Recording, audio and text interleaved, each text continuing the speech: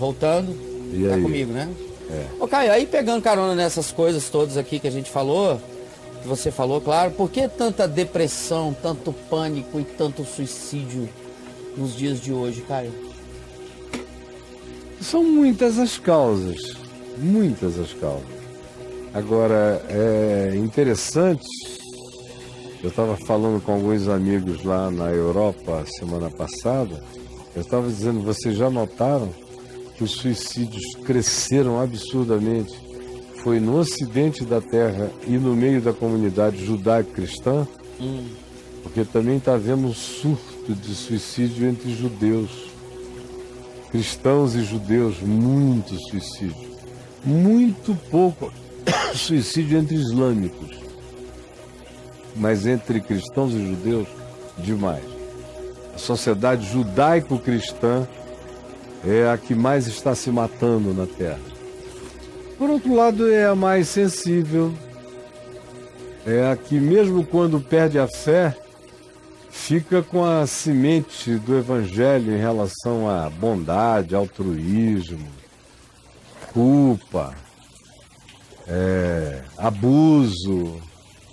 Existe um estado de latência constante e frequente que não cessa na maior parte dos que são gerados e foram gerados na sociedade ocidental judaico-cristã. E porque nós estamos vivendo, de um lado, um tempo em que a morte do amor vai fazendo todo mundo entrar em enregelamento. De início, tudo vai esfriando na alma. Mas esse frio que vem com a morte do amor no coração, que vem com a morte da esperança, que vem com a morte da esperança e certeza da glória e da vida eterna,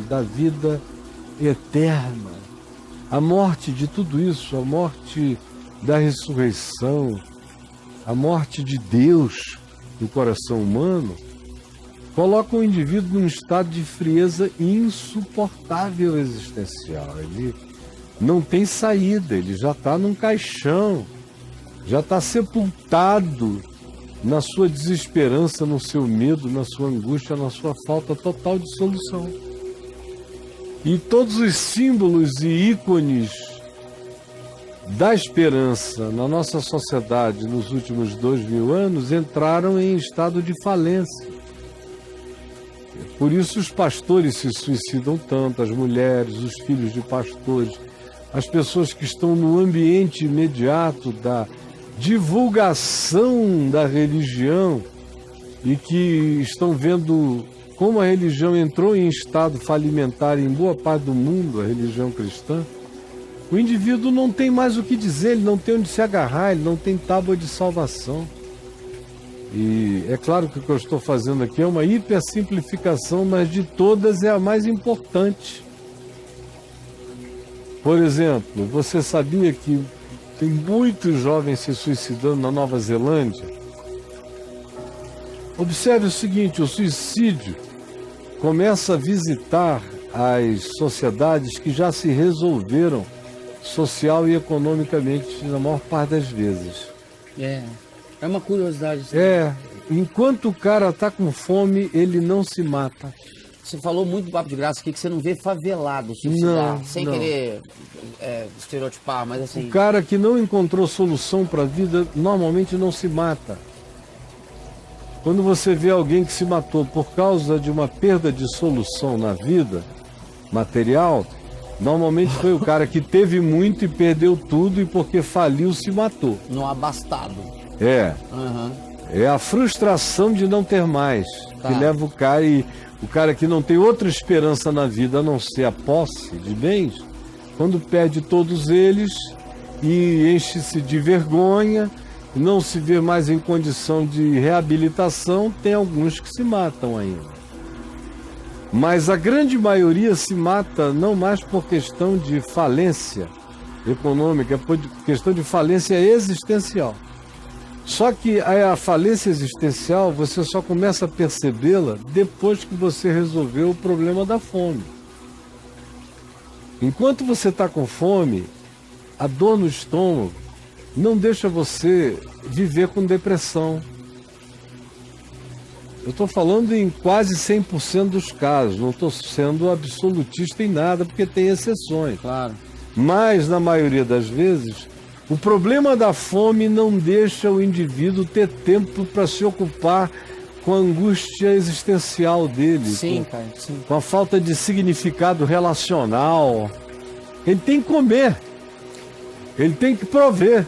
Ele tem que ser objetivo. Tem que ser, não dá para ficar nessa. Agora, quanto mais a sociedade, ou as sociedades, ou os países estejam solucionados, sim, no aspecto econômico, educacional, social, mais se abre então o espaço para a constatação do vazio, da dessignificação existencial. E aí esse é o grupo de risco.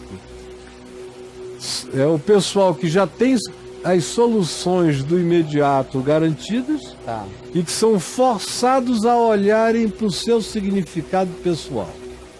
E não encontrando sentido para ser, se matam.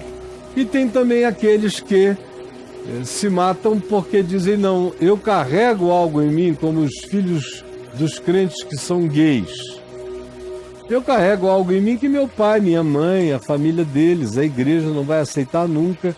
Eu sou considerado um pária, um miserável, um desgraçado, um abandonado por Deus. E eu sei que eu nasci assim, que eu não gostaria de ser assim, mas parece que nem Deus me aceita, mesmo que eu tenha nascido assim. Então, eu vou ser uma solução para Deus, já que Ele me criou sem me querer, deixa eu me matar. Agora, o que é inadmissível é que se Ele me criou e eu já nasci como eu sou, mas Ele não me quer porque Ele me criou e eu nasci como sou, mas nem a liberdade de me matar Ele me dá, porque Ele diz que se eu me matar eu também vou para o inferno. E esse é um Deus que, pelo amor de Deus, é ruim demais. O diabo faz mais fácil. É mais negócio para ele. Mais negócio, é uma desgraça. E, por último, foi o que eu disse primeiro, é a perda da esperança eterna, da transcendência. Quando a transcendência morre, Paulo disse, a gente se torna os mais infelizes de todos os homens. É o que está acontecendo na sociedade ocidental. E tem inúmeras outras razões, eu só estou dando aqui as mais perceptíveis, as mais mainstream. Sim. Em relação à angústia suicida. Mas o que você tinha perguntado mesmo? O quê? O que você tinha me perguntado? Não, por que tanta depressão, tanto pânico e tanto suicídio no planeta? O pânico é a sensação de orfandade universal. Você falou que a síndrome do pânico, há um tempo atrás, você falou que é uma coisa do desamparo, né? É, a síndrome do desamparo, da orfandade. A pessoa não tem relacionalidade e se sente abandonada, não tem acolhimento. Sim, cara. E quando eu falei orfandade, é esse sentimento de que ninguém olha comigo, nem olha por mim também. Ninguém é por mim. Quando isso se mistura com autovitimização, aí o pânico abisma você a um lugar de difícil alcance, quando ele se mistura com autovitimização. Mas vamos lá, Braulinho. Não, e a depressão? Manda aí. A depressão tem milhões de causas, das orgânicas às psíquicas. A depressão é uma síndrome, cara? Depende. Na sua opinião? Tem depressões sindrômicas e tem depressões tópicas, como a depressão orgânica. Ela tem a ver com desequilíbrio hormonal, químico. É patologia. A palavra é desequilíbrio químico orgânico. E tem as depressões que decorrem também de lesões cerebrais em determinadas áreas. Mas a maior parte das depressões decorrem da frustração na existência. Decorrem de perdas, de traições, de rejeições, de sentimento de falência existencial, psicológica. Sobretudo, a maior parte das depressões também comem e se alimentam da autovitimização. A autovitimização está presente na base de tudo que mata a gente, na alma.